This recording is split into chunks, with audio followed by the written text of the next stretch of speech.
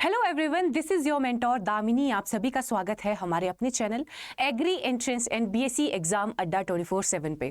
तो आज है हमारा अगला लेक्चर जिसमें हम बिटर गॉर्ड यानी कि करेले के बारे में कंटिन्यू करने वाले हैं।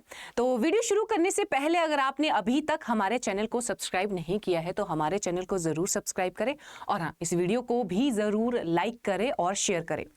चलो बच्चों, आज हम करेले के बारे में कंटिन्यू करने वाले हैं आगे कि लास्ट क्लास में हमने करेले के बारे में पढ़ा था, बिटर गॉर्ड के बारे में ही पढ़ा था और आज आगे हम कंटिन्यू करेंगे बिटर गॉर्ड को कि बिटर गॉर्ड में कौन कौन सी चीज़ें हमारी पेंडिंग रहती थी, वो सारी चीज़ें हम आज कंटिन्यू करने वाले हैं। ठीक है, चलो बढ़ते हैं आगे। ठीक है, ओके। तो सबसे पहले हमने बिटर गॉर्ड का नाम पढ़ा था। ठीक है, एक मिनट यार, नोट खुला नहीं है। सबसे पहले हमने बिटर गॉर्ड का नाम पढ़ा था। तो बिटर गॉर्ड में मैंने तुम लोगों को बताया बिटर गॉर्ड का नाम होता था मोमोर्डिया चेरेंशिया, 2n उसका 22 होता है। ठीक है, फैमिली कुकुरबिटेसी होती है। उसके बाद हमने बोला था उसमें एक कंपाउंड पाया जाता है जिसको मोमोडिसिन कहा जाता है। उसके बाद हमने उसके सॉइल की बात करी थी, उसके क्लाइमेट की बात करी थी, बहुत सारी चीजों की बात करी थी। अब हम आज से जानेंगे, देखो उपयोग के बारे में हमने जान था, क्लाइमेट, सॉइल, सीजन और सीड ट्रीटमेंट हमने पढ़ लिया था यहां तक। ये इरिगेशन से आज हमने शुरू करना था। इरिगेशन, सिंचाई किस तरीके से बिटर गॉर्ड के केस में की जाती है, सिंचाई किस तरीके से बिटर गॉर्ड यानी कि करेले के केस में की जाती है। चलो, इरिगेट इमीडिएटली आफ्टर प्लांटिंग, वो तो जाहिर सी बात है, जैसे ही हम कोई प्लांट लगाते हैं, कोई भी पौधा लगाते हैं तो हमें उसके तुरंत बाद उसको पानी देना पड़ता है ताकि उसकी रूट्स पानी अब्जॉर्ब कर सके और वहां पे टिक सके। हम बोलते हैं ना इसकी जड़ें नहीं टिकी हैं अभी इसकी जड़ों ने पानी, जब जड़ें पानी लेंगी उसके बाद ही वो और सॉइल में अंदर पेनिट्रेट करती जाएगी। तो जैसे ही हमने पौधा लगाया, अगर हमने ट्रांसप्लांटिंग करी है तो जैसे ही हमने पौधा लगाया वैसे ही हम उसको इरिगेट करेंगे, वैसे ही हम उसकी सिंचाई कर देंगे। अगला, अब हमने कहा कि जो बिटर गॉर्ड है उसको समर या उसको रेनी सीजन में लगाया जाता है, मतलब उस टाइम पे धूप भर भर के होगी, गर्मी उसमें भर भर के होगी। तो 4 से 5 दिन के इंटरवल पे पानी देना पड़ता है। 4 से 5 दिन के गैप में हमें हमेशा या फ्रीक्वेंटली पानी देना पड़ेगा, 4 से लेके 5 दिन के गैप पे। तो ये आपको इरिगेशन में करना है। देखो, कल मैंने आपको बोला था हिल बनाया जाता है, हिल बनाया जाता है। ठीक है, तो इस हिल और रिजेस बनाए जाते हैं। देखो, ये रिजेस बनाए हो बच्चे इस तरीके से, जैसे पोटैटो में देखा होगा तुमने ना, फरो एंड रिज होता है पोटैटो में, तुमने देखा होगा। कहां गया? जैसे तुमने आलू के केस में देखा होगा, इस तरीके से रिजेस बनाई जाती हैं। ये देखो, ये जो है इस तरीके से रिजेस बनाई जाती है और रिज के ऊपर बिटर गॉर्ड को लगाया जाता है। कब?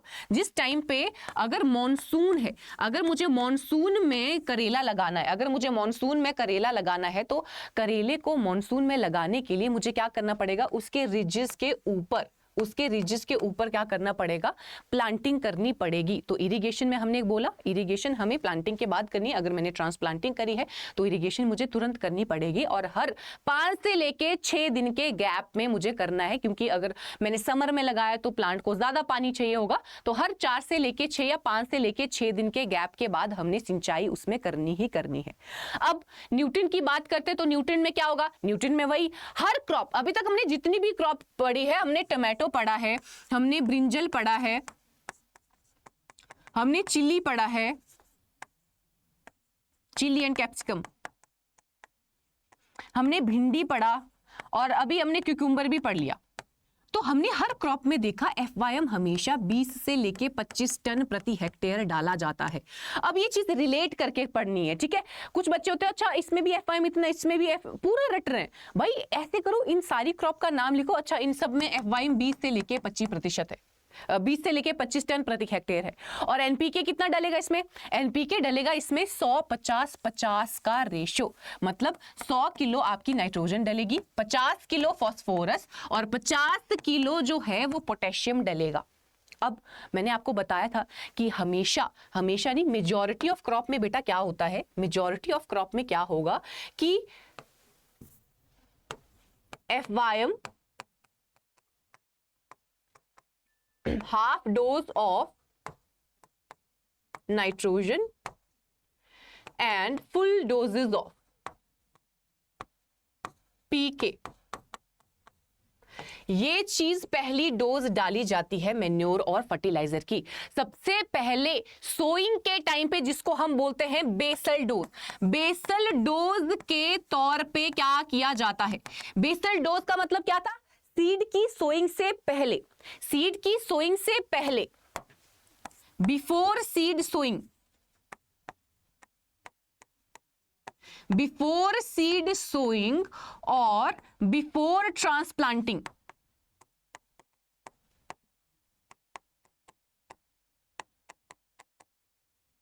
बिफोर सीड सोइंग और बिफोर ट्रांसप्लांटिंग क्या किया जाता है, मतलब सीड अभी हमने लगाया नहीं है, सीड सो करने से पहले या ट्रांसप्लांटिंग करने से पहले हम सॉइल में बेसल डोज दे देते हैं। बेसल डोज का मतलब यही होता है कि जो ऐसी डोज फर्टिलाइजर की जो सीड के सो करने से पहले और ट्रांसप्लांटिंग से पहले दी जाती है।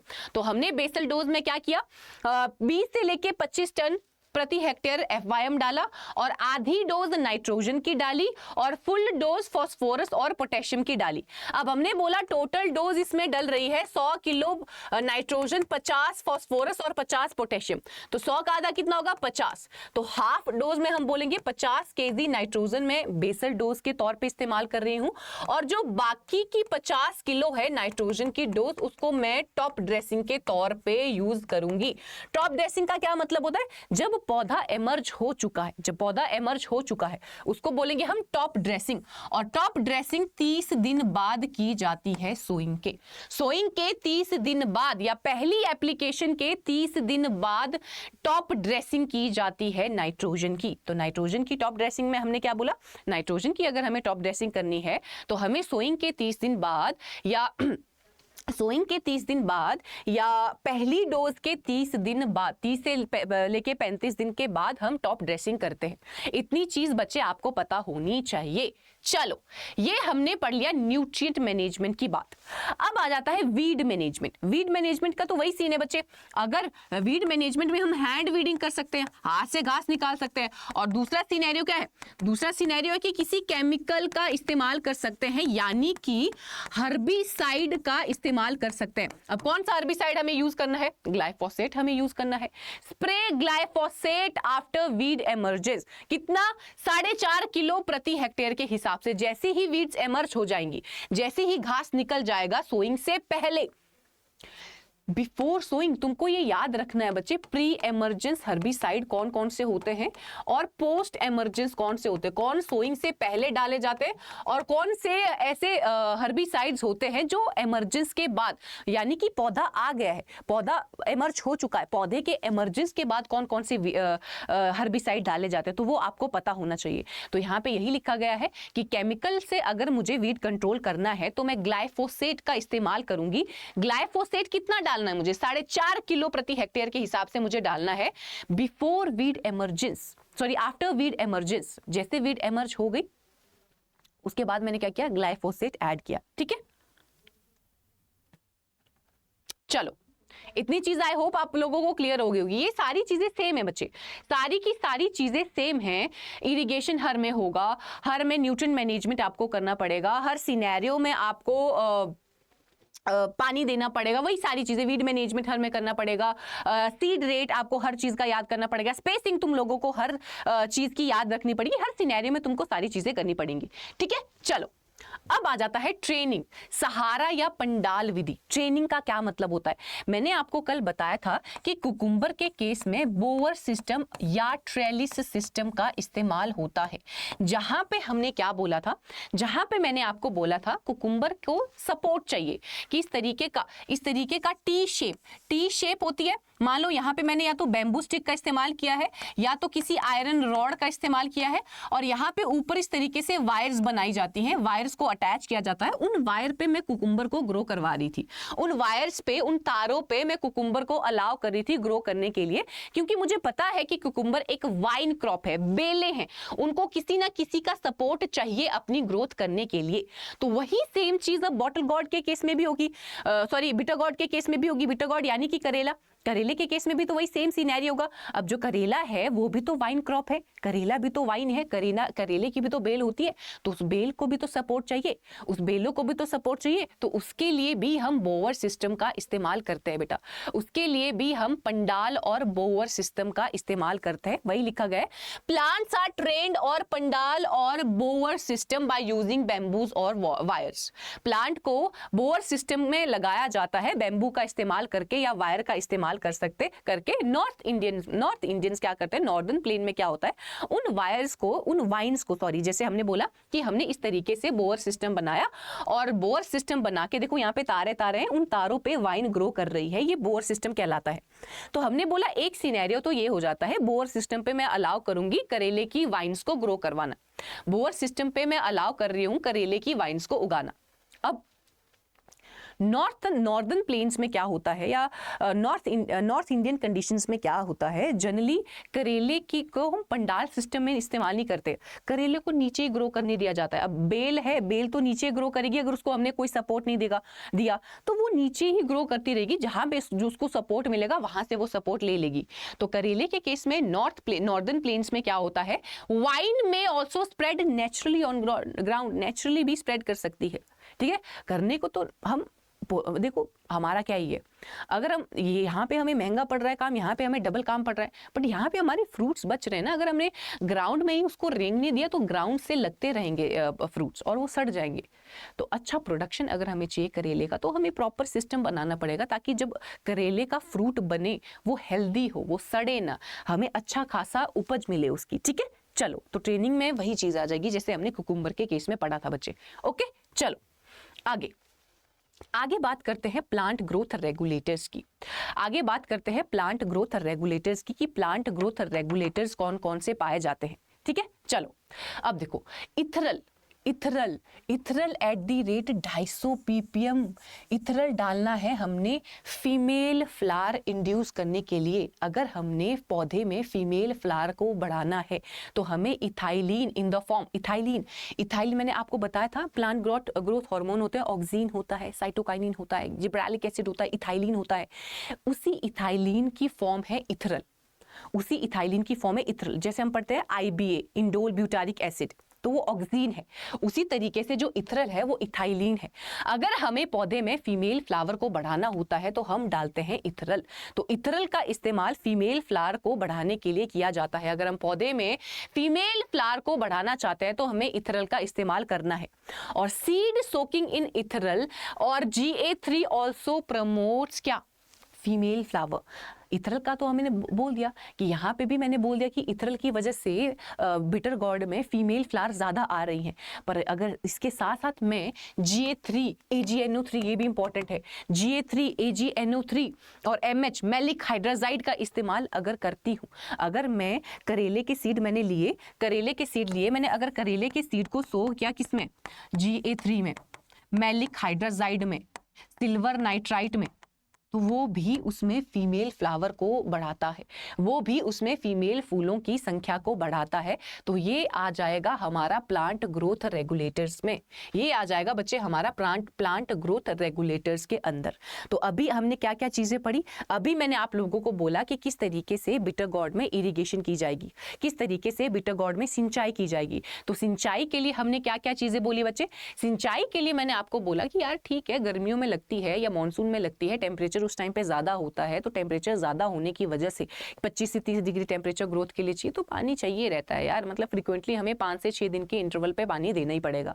वीड मैनेजमेंट की बात करी मैंने, यार घास भी तो निकालना पड़ेगा ना, मुझे घास निकाल सकती हूँ मैं हैंड वीडिंग करके, अगर मेरा हैंड वीडिंग करने का मन नहीं है तो मैं केमिकल वीडिंग का इस्तेमाल कर सकती हूँ, केमिकल मेथड का इस्तेमाल कर सकती हूँ। तो उसमें मैं ग्लाइफोसेट, मैंने आपको बताया कि 4.5 किलो प्रति हेक्टेयर के हिसाब से ग्लाइफोसेट डालना है। फिर हम आए ट्रेनिंग पे, तो जैसे मैंने आप लोगों को कल भी कुकुम्बर के केस में बताया था कि जो कुकुम्बर होता है वो एक वाइन है, वो बेले हैं, उनको किसी ना किसी का सपोर्ट चाहिए, तो हम इसको एक सपोर्ट सिस्टम प्रोवाइड करते हैं ताकि उसको एक प्रॉपर सपोर्ट मिले, एक प्रॉपर सपोर्ट मिले जिस पे ठहर के वो ग्रो हो सके, जिसका सपोर्ट लेके वो ग्रो होता रहे, उसको हमने बोअर सिस्टम, पंडाल सिस्टम और ट्रेले सिस्टम बोला। वहां पे हम अलग अलग वायर लगाएंगे, उन वायर्स पे हम उन वाइन्स को ग्रो करवा रहे हैं, उन वायर्स पे हम उन तारों पे हम उन बेलों को ग्रो करवा रहे हैं। उसके बाद हम आए प्लांट ग्रोथ रेगुलेटर पे, जहां पे मैंने बोला इथरल इथाइलिन की फॉर्म है, इथाइलिन एक प्लांट ग्रोथ रेगुलेटर होता है। तो इथरल को जब हम ट्रीट करते हैं बिटर गॉर्ड के साथ तो उसमें फीमेल फीमेल फ्लावर का प्रोडक्शन बढ़ जाता है। वहीं अगर मैं सेम बिटर गॉर्ड के यानी कि करेले के सीड्स को इथरल में डालती हूँ, GA3 में डालती हूँ, मैलिक हाइड्रोजाइड में डालती हूँ, AgNO3 यानी कि सिल्वर नाइट्रेट में डालती हूँ, तब भी उसमें फीमेल फ्लावर प्रोडक्शन बढ़ता है। इतनी चीजें हमने पढ़ी। अब आ जाते हैं इंपॉर्टेंट पहलू पे, दैट इज योर वेराइटीज। अब आ जाते हैं वेराइटीज पे। देखो वेराइटीज पे बच्चे जो मैं तुम लोगों को टिक करवाती हूँ वो चीजें, वो वैरायटी आपको अच्छे से आनी चाहिए। ठीक है, अभी के लिए भी वो इंपॉर्टेंट है, अभी के लिए तो है ही है, बट आगे भी आपके लिए वो वेराइटीज इंपॉर्टेंट है रहेंगी। ठीक है, चलो अब देखो, अगर हम वेराइटीज की बात करते हैं बच्चे, पहला आ जाता है पूसा औषधि। पहली वैरायटी आ जाती है पूसा औषधि। पूसा औषधि के स्पेशल फीचर, न्यू वैरायटी है, अब तो नहीं रही, काफी टाइम की हो गई है। ठीक है, पूसा औषधि। अब देखो हम बोलते हैं ना यार करेला खाना चाहिए, करेला निरोगी होता है। तुमने अपने दादा नानी दादा से ये चीजें सुनी होगी कि निरोगी होता है। निरोगी क्यों होता है? क्योंकि इसमें बहुत सारी मेडिसिनल प्रॉपर्टी होती है, जैसे मैंने तुमको कल ही बताया था कि हमारे ब्लड शुगर लेवल को कम करती है, तो एंटी डायबिटिक होते हैं, डायबिटीज़ वाले पेशेंट्स को खाना चाहिए। तो पूसा औषधि बनाने के लिए कौन सी वो यूज़ होती है, तो उस तरीके से याद रखना है। पूसा औषधि, पूसा पूर्वी स्मॉल बिटर गॉर्ड वैरायटी, छोटी सी बिटर गॉर्ड होती है। पूसा रसदर जो है वो प्रोटेक्टेड स्ट्रक्चर के लिए सूटेबल होता है। प्रोटेक्टेड स्ट्रक्चर के लिए मतलब अगर मुझे पॉली हाउसेज में बिटर गॉर्ड लगाना है तो मैं पूसा रसदर वैरायटी लगा सकती हूँ, क्योंकि इसकी अच्छी परफॉर्मेंस है उस कंडीशन में। पूसा दो मौसमी का मतलब क्या है? 2 मौसम में उसको लगाया जा सकता है। समर में भी उसको लगाया जा सकता है, उसको रेनी सीजन में भी लगाया जा सकता है। तो यही यहाँ पे लिखा गया है, suitable for spring, summer and rainy season.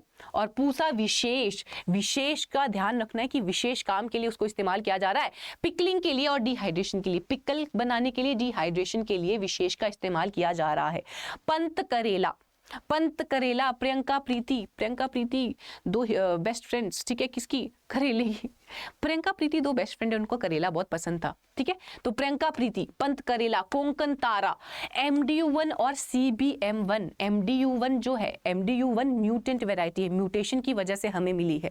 और एंटी डायबिटिक आपका CBM12 है। जो वैरायटी, ऑलमोस्ट सारी वैरायटी मैंने बोली, ये सारी वैरायटी आपको याद होनी चाहिए, क्योंकि ये वैरायटीज बहुत इंपॉर्टेंट है। अभी के लिए पढ़ोगे तो भी इंपॉर्टेंट है, आगे चल के जब आपके कॉम्पिटिटिव एग्जाम होंगे तब भी आप लोगों को ये वैरायटीज फिर से पढ़नी पड़ेंगी। तो अभी से अच्छे से पढ़ना। क्या बोला हमने? पूसा औषधि हमने बोला। फिर मैंने आपको बोला पूसा 2 मौसमी, जो 2 मौसम में लगती है। पूसा पूर्वी होती है, छोटी सी वैरायटी। पूसा रसदर, ठीक है, पंत करेला, प्रियंका प्रीति, MDU1, CBM हमने बोला एंटी डायबिटिक। ठीक है, और MDU1 मैंने क्या बोला? म्यूटेंट वैरायटी है। तो ये सारी की सारी वैरायटी आपको याद होनी चाहिए। कोंकण तारा भी इंपॉर्टेंट वैरायटी है। JRF में पता नहीं एक बार क्वेश्चन आया हुआ कि कोंकण तारा किसकी एक्सपोर्ट वैरायटी है, तो बिटर गॉर्ड की एक्सपोर्ट वैरायटी है। तो ये सारी की सारी वैरायटीज आपको अच्छे से आनी चाहिए। ठीक है, क्योंकि देखो अब प्रोडक्शन टेक्नोलॉजी में यही सारी चीजें तो है। अब इसको स्किप करोगे तो बचेगा क्या? फिर अगर सीड रेट को स्किप करोगे तो बचेगा, अगर स्पेसिंग को स्किप करोगे तो बचेगा क्या? पढ़ना तो सारा पड़ेगा। ठीक है, तो पढ़ना है सारी चीजें। ओके, चलो ये बात कर ली हमने वैरायटीज की। ठीक है, वैरायटीज की बात कर ली कि कौन कौन सी वैरायटीज तुमको पढ़नी ही पढ़नी है। चलो अब आ जाते हैं बच्चे इसके मैच्योरिटी इंडाइसिस पे। यानी कि पकने की क्या अवस्था है। अब तुम कोई भी सब्जी लगाते हो, कोई भी फ्रूट लगाते हो, तुम वहां पे देखते हो ना यार किस स्टेज पे तुमको वो तोड़ना है। अगर तुमने आम लगाया हुआ है, तुमको पता है यार पीला होगा तब हम इसको तोड़ेंगे। तुमने खीरा लगाई है यार, ग्रीन टेंडर सी है, तब हमें तोड़ना पड़ेगा। तुमको पता है टमाटर जब तक लाल नहीं हो तब तक उसको पौधे से नहीं निकालना है। तुमको वो चीजें पता है क्योंकि तुमने वो देखी है बचपन से। अब करेले का मैच्योरिटी स्टैंडर्ड क्या है? करेले का मैच्योरिटी स्टैंडर्ड है ये स्टेज जब करेला ग्रीन कलर का होता है, डार्क ग्रीन कलर का होता है और टेंडर होता है, सॉफ्ट होता है। ये उसका मैच्योरिटी इंडिसेस है। मैच्योरिटी इंडिसेस का मतलब होता है पकने की अवस्था, किस स्टेज पे हमें उसको हार्वेस्ट करना है, किस स्टेज पे वो पक रहा है। तो हमने बोला उसका मैच्योरिटी इंडिसेस है जब करेला इस तरीके से डार्क ग्रीन कलर का होगा और अपना साइज अटेन कर चुका होगा, अपना मैक्सिमम साइज अटेन कर चुका होगा और टेंडर होगा। साइज का क्राइटेरिया नहीं होता बच्चे, टेंडरनेस का क्राइटेरिया होता, सॉफ्टनेस का क्राइटेरिया होता। कभी कभी तुमने देखा कि बहुत बड़े बड़े करेले होते हैं बट वो बहुत हार्ड होते हैं, तो वैसे भी नहीं खाए, वैसे भी नहीं प्रेफर किए जाते, सॉफ्ट करेलास प्रेफर किया जाता है, चाहे उसका साइज छोटा ही हो बट वो सॉफ्ट होना चाहिए। तो हमने बोला मैच्योरिटी स्टैंडर्ड होगा इसका डार्क ग्रीन कलर का करेला, dark green in colour with tender fruit होने चाहिए उसमें। और यहाँ पे आपको दिख रहा होगा ये पीला और ऑरेंजिश सा करेला, ये सीड प्रोडक्शन के लिए इस्तेमाल किया जाता है। अगर आप चाहते हो, तुमने कुकुम्बर, ये मैंने कुकुम्बर में मेंशन नहीं किया, तो कुकुम्बर में भी क्या होता है बच्चे, पहले हरी होती है कुकुम्बर, छोटी सी हरी, फिर बड़ा साइज अटेन करेगी, जैसे वो पूरा साइज अटेन कर लेगी, देखो हमने बोला कुकुम्बर इतनी सी थी, फिर इतनी हुई, इतनी पे मुझे लगा वो सॉफ्ट है, टेंडर है, तो मैंने इतने पे उसको हार्वेस्ट कर लिया, बट उसके बाद भी उसका साइज बढ़ता है, वो फिर ये बड़ा, फिर धीरे धीरे वो पीली होती है, पीली से वो फिर ऑरेंज होने लग जाती है। जैसे मैंने इस करेले में तुमको बताया कि पहले पूरा साइज उसने अटेन किया, इस स्टेज पे मैंने हार्वेस्टिंग की, फिर वो धीरे धीरे पीला होना शुरू हो जाता है, पीले के बाद वो ऑरेंजिश होना शुरू हो जाता है। जब वो ऑरेंज होगा उस स्टेज पे मुझे उसको सीड के लिए हार्वेस्ट करना है। मतलब अगर मुझे इस करेले का सीड यूज करना है, इस करेले से सीड का इस्तेमाल करना है कि मुझे सीड चाहिए, अगले बार भी मुझे यही करेला लगाना है, तो मुझे इस करेले का सीड चाहिए, तो मुझे उसकी ये अवस्था लानी पड़ेगी, मुझे उसकी ये स्टेज लानी पड़ेगी, ऑरेंज स्टेज मुझे लानी पड़ेगी। जब वो ऑरेंज हो जाएगा, ऑरेंज होने के बाद मैं उसको सुखाऊंगी और सूख के उसका सीड निकाल दूंगी। तो इस तरीके से जो ऑरेंज है, येलोइश ऑरेंज जो आपका करेला होता है, उसको सीड प्रोडक्शन के लिए इस्तेमाल किया जाता है, यानी कि सीड एक्सट्रैक्ट करने के लिए इस्तेमाल किया जाता है। अगर हम खाने के पर्पस से बोल रहे हैं तो खाने के पर्पस से आपको इस स्टेज में, खाने के पर्पस से आपको इस स्टेज से करेले की हार्वेस्टिंग करनी है। चलो, आई होप इतनी चीजें आप लोगों को समझ में आ गई होंगी, ठीक है। चलो ओके, तो यहां पे लिखा भी गया है मैच्योरिटी स्टैंडर्ड यानी कि पकने की क्या अवस्था है। Tender fruits are light green to dark green in colour. Tender fruit जो थोड़े लाइट कलर के या डार्क ग्रीन कलर के होंगे उसको उस टाइम पे हार्वेस्ट किया जाता है, मतलब उस टाइम पे उसकी हार्वेस्टिंग की जाती है। और बाकी जो फुल्ली राइप फ्रूट है, जो येलो हो गए हैं, जो ऑरेंज हो गए, उसको सीड एक्सट्रैक्शन के लिए यूज किया जाता है। पूर्ण पके फल पीले या नारंगी रंग के हो जाते हैं जिन्हें बीज निकालने के लिए उपयोग किया जाता है, तो इसको कहा जाता है मैच्योरिटी स्टैंडर्ड यानी कि पकने की अवस्था। मैच्योरिटी स्टैंडर्ड यानी कि पकने की अवस्था इसको कहा जाता है, ठीक है। चलो ओके, अब हार्वेस्टिंग और ईल्ड की बात कर देते हैं। अब मैंने बोला कि पकने की अवस्था मैंने देख ली, मैंने पकने की अवस्था देख ली कि यार जो बिटर गॉर्ड है वो कब पकते हैं, जब वो हरे होते हैं। अब मैं उसको हार्वेस्ट कब करूंगी, ये भी आपसे कभी कभी उसमें पूछ लिया जाता है ऑब्जेक्टिव में कि अगर मैंने आज सोइंग की है, अगर मैंने आज कितनी तारीख है, आज 13 नवंबर है, 13 नवंबर को अगर मैंने सोइंग की है तो मैं कितने, अभी 13 नवंबर को होगी नहीं, विंटर में इसको लगाया नहीं जाता, अगर मैंने 13 नवंबर को हार्वेस्ट किया तो कितने दिन बाद मुझे करेला खाने को मिलेगा। तो 50 से लेके 60 दिन, ऑलमोस्ट 2 महीने बाद, अगर मैंने आज सोइंग की है, आज से 2 महीने बाद यानी कि 50 से लेके 60 दिन के बाद, 50 से लेके 60 दिन के बाद मुझे हार्वेस्टिंग के लिए तैयार मिल जाएगा मेरे करेले।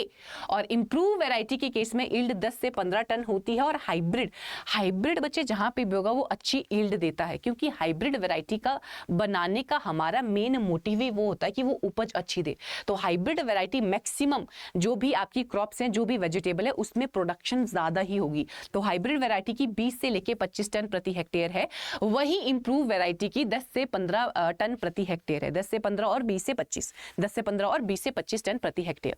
तो ये हो गया बच्चे आपका बिटर गॉर्ड, ये हो गया क्या, ये हो गया बिटर गॉर्ड, ठीक है। अब हम पढ़ेंगे बॉटल गॉर्ड के बारे में। चलो एक रफली आइडिया ले लेते हैं बिटर गॉर्ड का फिर से। तो मैंने बोला बिटर गॉर्ड का नाम होता है मोमोडिया चेरेंशिया 2N22, ठीक है, कुकुरबिटेसी इसकी फैमिली है। तो इसमें पाया जाता है कंपाउंड मोमोडिसिन जो एंटी डायबिटिक होता है, डायबिटीज वाले पेशेंट्स उसको इस्तेमाल कर सकते हैं। फिर हमने इसमें बोला क्लाइमेट का, क्लाइमेट तो वही है वार्म क्लाइमेट, और ट्रॉपिकल और सब ट्रॉपिकल रीजन में ये ग्रो होता है। फिर हमने सॉइल की बात करी, जहां पे मैंने बोला कि इसके लिए चाहिए सैंडी लोमी सॉइल जिसकी पीएच 6 से लेके 7 होनी चाहिए। फिर हमने इसकी इरिगेशन की बात करी, यार समर में इसको लगाया जाता है तो पानी अच्छे खासे अमाउंट में चाहिए, तो हर 4 से 5 दिन के गैप के बाद मुझे पानी देना पड़ेगा। और अगर हम उसकी न्यूट्रिएंट की बात कर रहे हैं तो न्यूट्रिएंट में हमने बोला हमें 20 से लेके 25 टन प्रति हेक्टेयर FIM देना है, जहां पे हमें 100-50-50 NPK का रेशियो रखना है। तो मुझे मेक श्योर करना पड़ेगा कि बेसल डोज में मैं पूरा FIM, पूरा फास्फोरस, पूरा पोटेशियम दे रही हूं और आधा नाइट्रोजन दे रही हूं, और बाकी का आधा नाइट्रोजन में 30 दिन बाद दूंगी। क्यों किया जाता है मैं हर क्लास में तुमको बताती हूँ, क्योंकि नाइट्रोजिनस फर्टिलाइजर्स ऐसे फर्टिलाइजर्स होते हैं जहां पे लीचिंग का प्रॉब्लम आता है। लीचिंग का प्रॉब्लम आता है मतलब वो सॉइल से चले जाते हैं, वो सॉइल से कहीं चले जाते हैं, ऑब्वियसली सॉइल से ड्रेन हो जाते हैं वो न्यूट्रिएंट। अगर सॉइल से वो न्यूट्रिएंट ड्रेन हो रहे हैं तो मतलब क्या है फिर उन न्यूट्रिएंट को देने का। तो हम नाइट्रोजिनस फर्टिलाइजर को आधा आधा देते हैं, आधा मैंने बेसल डोज में दिया, आधा मैं उसको टॉप ड्रेसिंग के टाइम पे देती हूँ।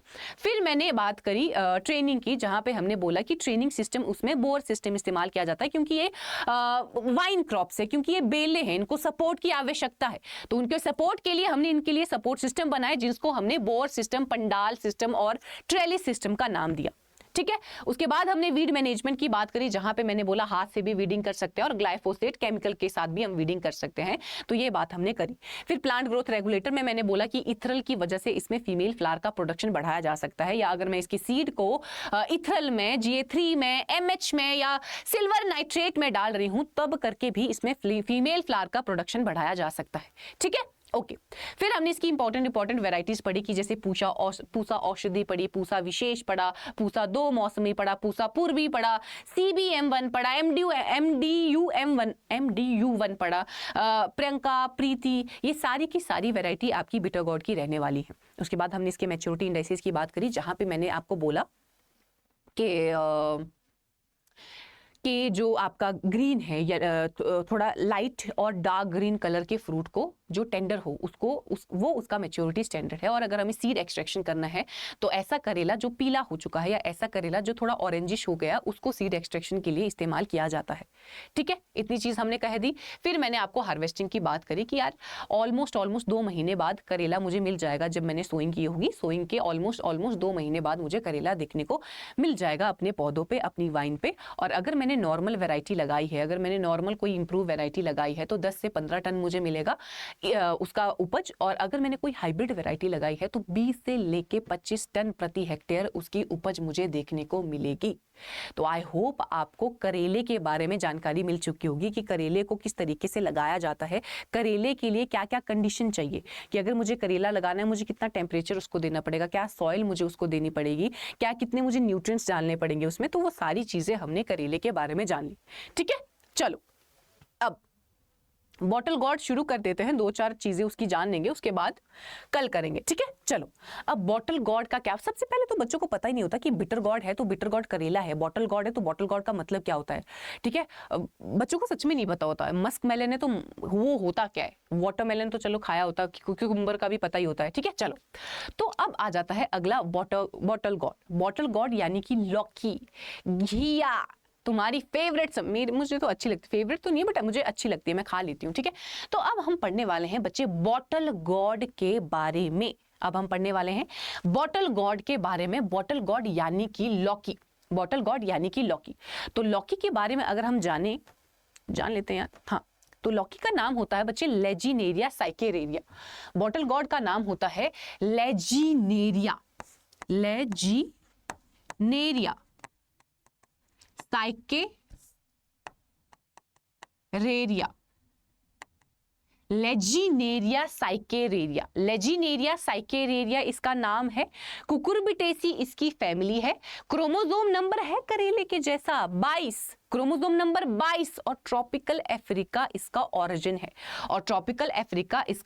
है, तो हमने क्या क्या बात करी, मैंने ये बात करी कि जो बॉटल गॉड है उसका नाम है लेजिनेरिया साइकेरेरिया, उसमें क्रोमोसोम नंबर होता है 22, फैमिली होती है कुकुरबिटेसी। और अगर हम उसमें ओरिजिन की बात करें तो ट्रॉपिकल अफ्रीका उसका ओरिजिन आ जाता है। नाम पता होना चाहिए, लेजिनेरिया साइकेरेरिया 2n=22, ट्रॉपिकल अफ्रीका कुकुरबिटेसी। 3 बार तो मैंने ही रिपीट कर दिया, मैंने नहीं याद करना, तुमने याद करना तो तुम रिपीट करो। ठीक है, चल ओके।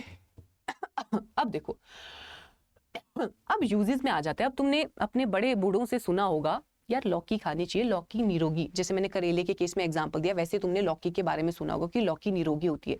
क्यों लौकी निरोगी होती है भाई? सबसे पहले तो यही जान लेते हैं लौकी। अब बॉटल गॉड क्यों बोला जाता है? अब बॉटल गॉड क्यों बोला जाता है? क्योंकि इसकी जो शेप है ना वो बॉटल के जैसी है। तुमने देखा होगा ऐसी बॉटल्स भी होती हैं, ठीक है, इसकी शेप की वजह से इसका नाम दिया गया था ऐसी गॉड।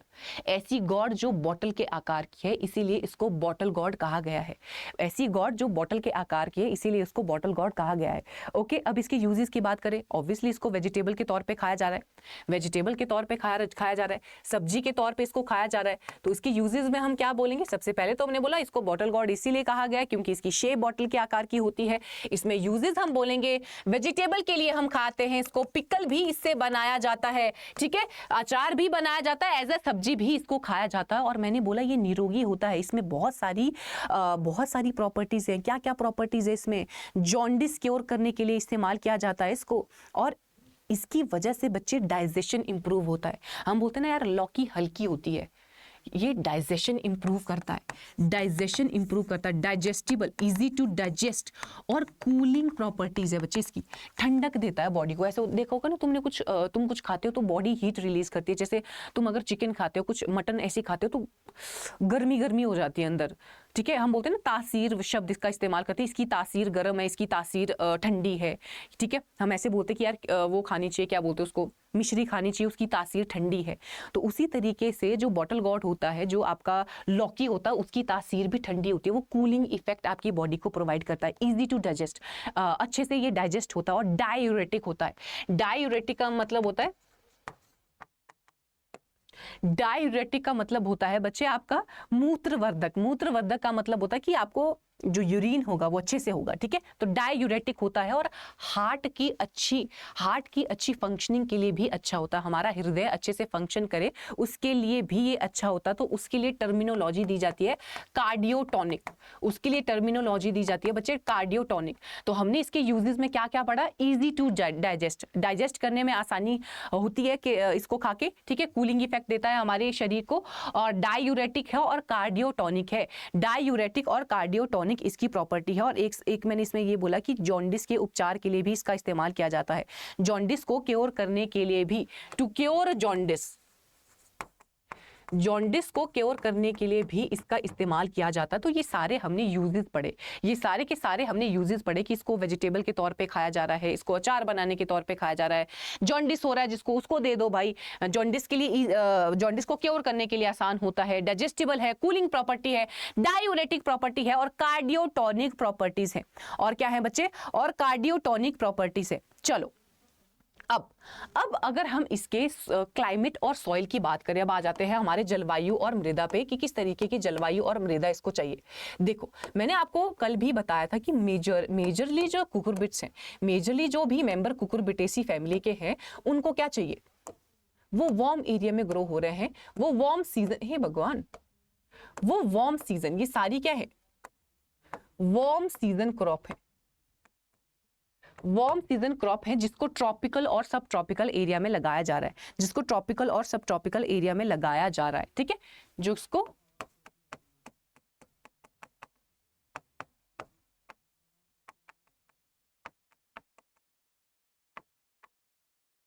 अब पर ये बॉटल गॉर्ड ऐसी क्रॉप होती है बच्चे, जैसे मैंने तुम लोगों को खीरे के केस में भी बताया था कि अब जो भी क्रॉप जनरली वार्म सीजन में ग्रो होती है, नॉट वार्म सीजन, ट्रॉपिकल और सब ट्रॉपिकल एरिया में ग्रो होती हैं, गर्म इलाकों में जो ग्रो होती हैं, वो ज़्यादातर ठंड बर्दाश्त नहीं कर पाता है। बट जो आपका घिया होता है वो टॉलरेट होता है, किसके लिए? That is tolerant to cold, cold के लिए टॉलरेंसी इसमें होती है थोड़ी बहुत कि यार मैं ठंड भी सहन कर लेता हूँ। जैसे अब हमने बोला लौकी, यार लौकी कितना अच्छा है, लौकी इतना यूजेस हमें प्रोवाइड कर रहा है और इतना एडजस्टेबल है कि ग्रो हो रहा है गर्म इलाके में बट ठंड भी वो सहन कर पा रहा है। हमारे लिए क्या क्या कर रहा है लौकी, ठीक है। तो टॉलरेंट टू कोल्ड है, it is also tolerant to cold. अब ओके चलो, अगर हम सॉइल की बात करें बच्चे, तो सॉइल कैसी होगी, सॉइल कैसी इसके लिए चाहिए? अब हमने बात करी थी ये भी कि हर केस में सॉइल कैसी होनी चाहिए? वेल ड्रेन्ड सॉइल होनी चाहिए, जल निकास अच्छे से सॉइल में होना चाहिए। पहला पॉइंट तो तुम्हें हर केस में यही लिखना है, राइस को छोड़ के, ठीक है, पैडी को छोड़ के हर क्रॉप में तुमको ये लिखना है कि हमें इस तरीके की मृदा चाहिए जिसका जल निकासी अच्छे से होना चाहिए। दूसरा, फर्टाइल सॉइल, उपजाऊ मिट्टी होनी चाहिए भाई। और यहाँ पे ये याद रखना है, सिल्ट लोम सॉइल को प्रेफर किया जाता है, सिल्ट लोम सॉइल को प्रेफर किया जाता है। तो अगर आपसे पूछा जाए बॉटल गॉर्ड के केस में सॉइल किस तरीके का चाहिए, silt loam soil bottle gourd के केस में चाहिए। और अब अगर हम पीएच की बात करें तो पीएच होती है इसकी 6 से लेके 6.5। पीएच क्या चाहिए इसके लिए, 6 से लेके 7.5 इस केस में पीएच चाहिए। तो सॉइल में आपको 2-3 पॉइंट याद होने चाहिए, उसकी पीएच याद होनी चाहिए, किस तरीके की सॉइल प्रेफर की जाती है। और फिर अगर किसी भी चीज की तुमको प्रोडक्शन टेक्नोलॉजी आई है तो इसको एक्सप्लेन कर दो, क्यों हमें ड्रेनेज की जरूरत है, क्यों हमें ड्रेनेज की जरूरत है। ये मैंने तुमको पहली क्लास में अच्छे से बताई है सारी एक्सप्लेनेशन। अच्छे से ड्रेनेज होगा तो रूट सफोकेट नहीं करेंगी, रूट ग्रोथ अच्छी होगी तो ऊपर प्लांट भी अच्छे से ग्रो होगा। उपजाऊ मिट्टी होगी तो रूट्स न्यूट्रेंट लेगा, वो न्यूट्रेंट वो पौधे को देगा, पौधा अच्छे से ग्रो करेगा। लोमी सॉइल में क्या होगा, लोमी सॉइल में आपकी वाटर होल्डिंग कैपेसिटी अच्छी होती है, और वाटर होल्डिंग कैपेसिटी अच्छी होती है, ड्रेनेज प्रॉपर्ली होता है। तो ये सारी चीजें तुम इसकी एक्सप्लेनेशन में लिख सकते हो। अब मैंने अगर एक पॉइंटर बताया, इसका मतलब ये नहीं कि यही लिख के आना है। अगर ज्यादा डिटेल में पूछा गया तो इसके बारे में एक्सप्लेन भी करना है, जो मैं तुम लोगों को बता चुकी हूँ, जो मैं तुम लोगों को एक्सप्लेन करवा चुकी हूँ स्टार्टिंग में। क्योंकि ये कॉन्सेप्ट तो सेम ही रहेगा कि ड्रेनेज क्यों जरूरी है, फर्टाइल सॉइल होना क्यों जरूरी है, या लोमी सॉइल क्यों बेहतर मानी जाती है हॉर्टिकल्चर क्रॉप के लिए। ठीक है, ये क्योंकि ये कॉजेज, ये कारण तो सेम ही रहने वाले हर क्रॉप के केस में, तो आपको कारण भी मेंशन करने हैं। डिपेंड करता है आपके पेपर में कितने नंबर का क्वेश्चन है, उस हिसाब से तुमको करना है। अगर 2 नंबर का आया प्रोडक्शन टेक्नोलॉजी तो लिख डालो, ये पॉइंटर्स में लिखो। अगर ज्यादा का आया तो इन पॉइंटर्स को एक्सप्लेन करो, अगर ज्यादा का आया तो इन पॉइंटर्स को एक्सप्लेन किया करो। ठीक है, चलो अब आगे आ जाते हैं। अब आगे आ जाते हैं किस पे अच्छा इतना ही है, चलो आज की क्लास में इतना ही, ठीक है। चलो, आई होप आपको समझ में आ गया होगा बच्चे। बिटर गॉर्ड के बारे में हमने कंप्लीटली पढ़ा, और उसके बाद मैंने बॉटल गॉर्ड के बारे में तुम लोगों को 2-3 फैक्ट्स बताए, जहां पे हमने उसके नाम के बारे में सबसे पहले पढ़ा, जहां पे मैंने बोला उसका नाम होता है लेजिनेरिया साइकेरिया, क्रोमोसोम नंबर होता है 2n = 22, जैसा बिटर गॉर्ड में होता था। और उसके बाद हमने बोला कि इसका ओरिजिन होता है ट्रॉपिकल अफ्रीका, और इसकी फैमिली तो है ही कुकुरबिटेसी। फिर हमने बोला इसके यूजेस क्या है, कि हमारी बॉडी में कूलिंग इफेक्ट डालता है, डायूरेटिक होता है, हमारी हार्ट की हेल्थ को अच्छा करता है, दैट मीन्स कार्डियोटॉनिक है। और इसके अलावा मैंने बोला कि जॉन्डिस को क्योर करने के लिए इस्तेमाल किया जाता है। फिर हमने बोला कैसा क्लाइमेट चाहिए, कैसा सॉइल चाहिए। तो क्लाइमेट में मैंने बोला यार वार्म सीजन क्रॉप है, तो वार्म सीजन क्रॉप है तो ट्रॉपिकल और सब ट्रॉपिकल एरिया में होता है। बट पते की बात ये है कि ये जो है मतलब कोल्ड को टॉलरेट कर सकता है, ठंडी को टॉलरेट कर सकता है। फिर हमने इसकी सॉइल पे आए, सॉइल पे मैंने बोला वेल ड्रेनेज, अच्छा सा ड्रेनेज, जल निकास अच्छा होना चाहिए सॉइल में, मृदा में। फिर मैंने बोला फर्टाइल सॉइल होनी चाहिए। उसके बाद मैंने आपको बोला पीएच जो है उसकी 6 से लेके 7.5 होनी चाहिए। पीएच की बात हमने करी तो 6 से लेके 7.5 इसकी पीएच होनी चाहिए। तो इतना हमने पढ़ा आज। कल की क्लास में हम बॉटल गॉर्ड आगे कंटिन्यू करेंगे। कल की क्लास में हम लौकी के बारे में कल और चीजें पढ़ेंगे, कल हम लौकी कंप्लीट कर देंगे, ठीक है। चलो, तो आई होप आपको आज की क्लास अच्छी लगी होगी, जरूर कमेंट करते रहो बच्चों, ठीक है। मुझे भी मोटिवेशन दो थोड़ा, ठीक है। ओके, चलो, अगर अभी तक तुम लोगों ने मेरे टेलीग्राम चैनल को ज्वाइन नहीं किया है तो उसको ज्वाइन कर ले। ये आपका रहा स्कैनर, इसको स्कैन करके आप टेलीग्राम चैनल को ज्वाइन कर सकते हैं। और हाँ, अगर अभी तक तुम लोगों ने हमारे channel agri entrance and BSc exam अड्डा 24/7 को सब्सक्राइब नहीं किया है तो इसको जरूर सब्सक्राइब करें, ठीक है। और नोटिफिकेशन बेल को भी ऑन कर दें। चलो बच्चों, मिलते हैं अगली क्लास में अब, ठीक है। अगली क्लास में मिलते हैं। जो भी आपके डाउट्स भी होंगे तो आप कमेंट सेक्शन में मुझे बता सकते हो कि क्या क्या आपके डाउट्स है, तो वो मैं आपको टेलीग्राम चैनल के माध्यम से बता सकती हूँ, ठीक है। अगर कोई तुम्हें डाउट है तो तुम मुझे पर्सनली भी मैसेज कर सकते हो टेलीग्राम चैनल पे, तो आप उस तरीके से मुझसे कनेक्ट कर सकते हो। कोई भी डाउट्स हैं आपके, ठीक है। पीडीएफ नहीं मिल रहा है तो आप उसके रिगार्डिंग बोल सकते हो, जहाँ भी डाउट आ रहा है उसके रिगार्डिंग बोल सकते हो, कोई और दुविधा है तुम्हारी उसके रिगार्डिंग भी आप बात कर सकते हो टेलीग्राम चैनल के थ्रू। डन, सारी चीजें ओके हैं तो चल मिलते हैं अगली क्लास में, ठीक है। Bye bye.